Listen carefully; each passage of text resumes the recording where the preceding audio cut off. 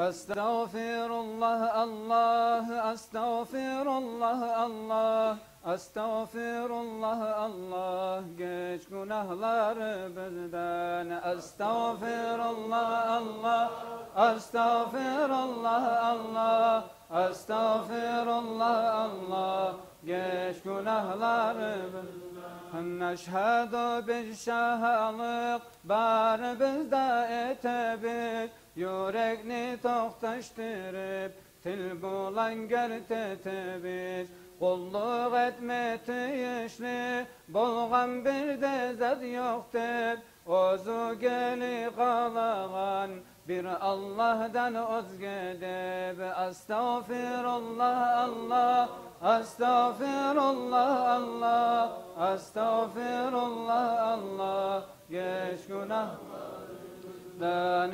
İkinciyle şahalık bar bizde etebit, şol Muhammed Peygamber onu biz gertetebit. Ozu Mekke'de tuğan, Medine'de gömülgen, atası Abdullah'dır, anası Aminet bulgan.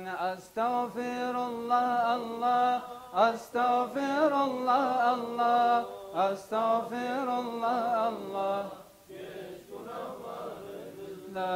onu beti akbalgan, Kurayş tohumlu deb, İslam dinini bildirmeyi bergen elçisi deb. İslam dinine razı biz, her bir zatın gertettik, yaştan beri biz etkin, günahlardan tövbe ettik. Estağfirullah Allah, estağfirullah Allah, estağfirullah Allah, geç günahları bizden. Avzumuz bulan söylep, sallar bulan etkenden, kulakları biz tınlap, yüreği biz getkenden. Enniden son kastettik, günah işli etmezke, avzumuz bulan söylep, sallar bulan etmezke. Estağfirullah Allah, estağfirullah Allah, estağfirullah Allah, geç günahlardan. Bu sürmen kardeşlağa, yaman yürek tutmazga, gıybet buhtanını söylep, bir de günah etmez ki. Kurtulmağa kasettik, kişini havını tuz etip, sen bizim tevbemizni Allah kabul etip. Estağfirullah Allah, estağfirullah Allah, estağfirullah Allah, geç günahları bizden.